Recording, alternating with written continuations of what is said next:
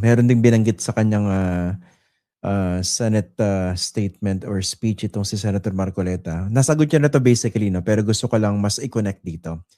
Sabi niya kasi, babasahin ko na yung mismong mga sinabi niya. No? Hindi raw natin pwedeng i-appropriate yung term na ginamit niya, yung high seas. Basically, sabi niya, yung mga features na malalayo sa ating EEZ is talking about the KIG po. Ano? Yung mga features na malalayo sa ating EEZ, ang layo na, nasa high seas na. Sa layo nila sa bawat isa, they're also separated by high seas. Kapag kinonect natin mula sa ating EEZ, ma-appropriate na natin ang high seas at makakapag-violate tayo ng 3 artikulo ng UNCLOS. Okay, pakisagot po ito. Yan, talagang pinaghahalo-halo na niya lahat yan. No? Yun nga. Una, hindi natin ina-appropriate ang high seas. Dineclare natin yung EEZ natin. It's up to 200 nautical miles from our baselines. Doon sa 2016 South China Sea arbitration, parang vinalidate niya na yes, we are entitled to that full 200 nautical mile EEZ measured from the baselines of Palawan. Okay? So, bale, ini-implement lang natin yan through RA 12064 ngayon. Sa labas ng 200 miles na yon, it so happens na merong mga isla, kasama na yung mga isla ng Calayan Island Group.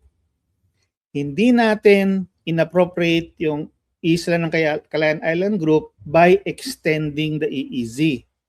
Kaya nga nasabi na natin kanina, nakuha na natin yan, na-acquire na natin yan noon pang 1970s, na una pa nga yan eh, doon sa declaration natin ng EEZ. Atin na yun. No?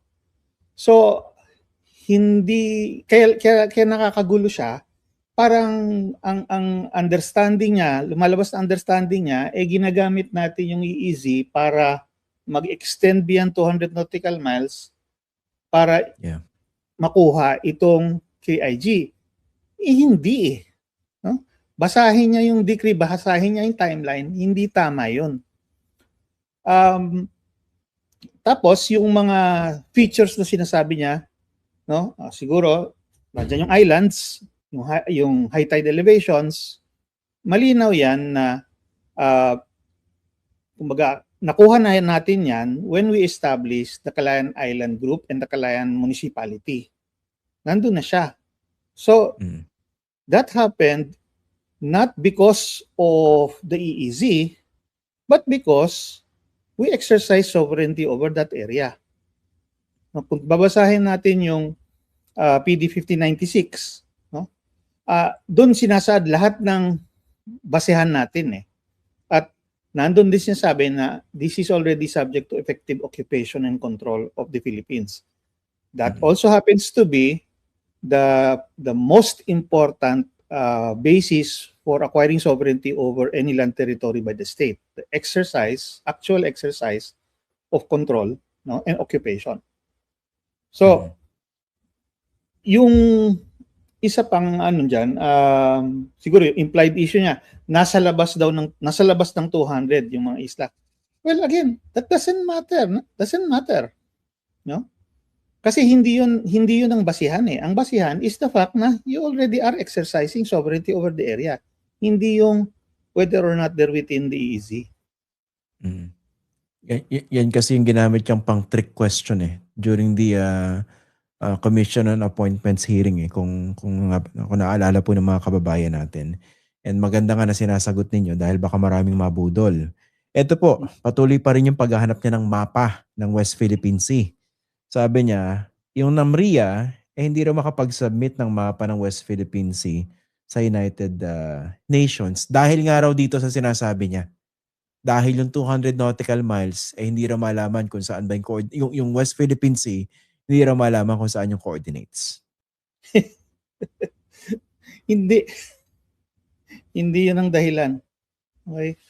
Una, para malaman mo yung extent ng West Philippine Sea, all you have to do, as required by UNCLOS, is measure 200 nautical miles from the baselines. Anybody can do that, actually.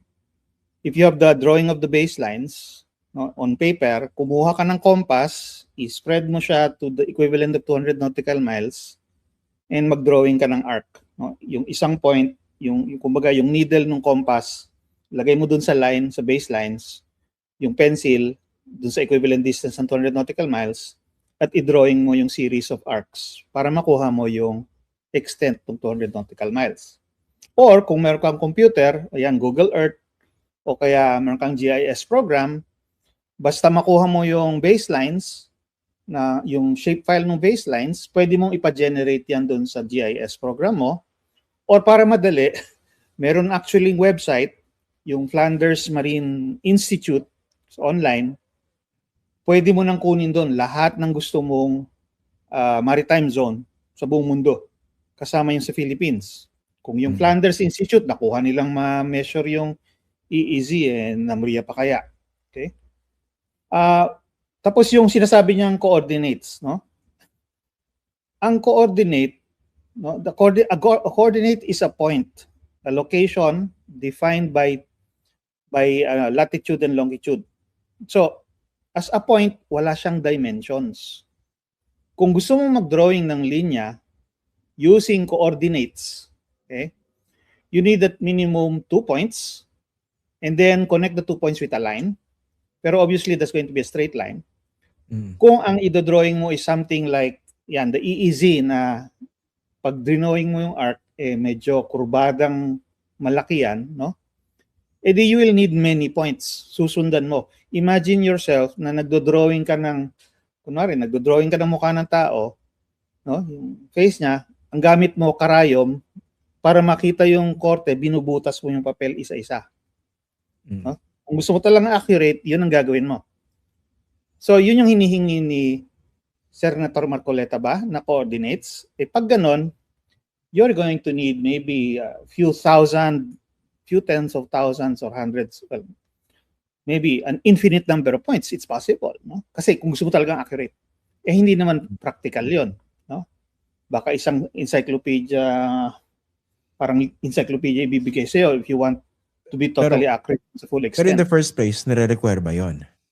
Nga, hindi Hindi mo kailangang ibigay yung coordinates para magkaroon ka ng EEZ. That's one. Recognize na sa UNCLOS as long as, well, all you have to do yung nga is measure 200 nautical miles from the baselines. Yung baselines naman natin, klaro yan may coordinates yan. So measure 200, then alam mo na kung nasa ng EEZ mo. Yung requirements na parang ina-allude niya na dapat mag-submit ka ng coordinates daw or sa mapa, UN. Mapa. Kung titignan mo yung yung sa UNCLOS, doon sa parte ng EEZ at continental shelf, particularly, meron doon yung last article, sinasabi na states shall submit, no, charts and maps of appropriate scale, no, to show the outer limits of their maritime zone. No? And where applicable or appropriate, pati coordinates. So may option pa nga Pwedeng mapa lang ibigay mo, walang coordinates. No? Or pwede rin coordinates ibigay mo kung gusto mo, where appropriate. Pero kung babasahin mong mabuti, hindi yun condition para magkaroon ka ng maritime zone. Kasi yung entitlement mo sa EEZ, sa continental shelf, territorial sea, nandun sa unang part ng article, malinaw doon. No? Within 200 miles, yan ang EEZ mo. So, binigay na sa'yo. Yung purpose ng article, nung parte ng article na yun, which requires submission, is actually only for information purposes. Para maging malinaw, lalo na kung nagkaroon ng hatian, delimitation agreement. No? Kasi pag nag-overlap, lalo na magkatabi yung bansa, closer than 400 nautical miles from each other, mag-overlap. Paghahatian nila, gagawa nila ng boundary. Yun especially, no?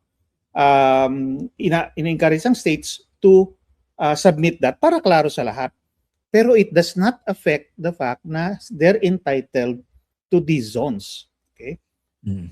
Tapos, pag tinignan mo yung UN Secretary General's website, kung saan dinideposit to, pag binasa mo yung about us page or yung page na explaining itong act of depositing, no? Malinaw na nakalagay doon the fact that that a state deposits these charts and maps, no, does not imply any kind of approval, no, by the United Nations. It does not imply any kind of opinion about them, about their legality or validity or their effects. So walang effect yun. Tapos, kung titignan din yung sa IHO, dahil nadinig ko siya, minimension yung IHO, malinaw doon na this is only a consultative and technical body. Wala siyang authority or power o magbigay ng legality or status sa kahit anong ginagawa nilang mapa. Ang purpose ng IHO is only standards. Para lahat kayo, pag gumawa kayo ng mapa, pare-pareho yung ginagamit yung symbols, yung format, etc. And even yung publication nila na nagde-describe ng lahat ng sea areas, seas and oceans of the world, na Pacific Ocean, South China Sea, ganyan-ganyan, nakalagay dun sa, malinaw nakalagay dun sa kanyang first few pages, these charts or maps, etc., have no political or legal implication whatsoever. So kahit mag-submit ka, kahit tinanggap nila, hindi nun apektado ang status, legal status, nung mga waters na sinubmit mo for their approval. Again, it's only for information. So, walang parang register of deeds, which is what Marcoleta seems to be implying. No? Walang register of deeds for states. No? Walang agency na pwedeng mag-approve or mag-recognize, ika nga, nung mga submissions ng states.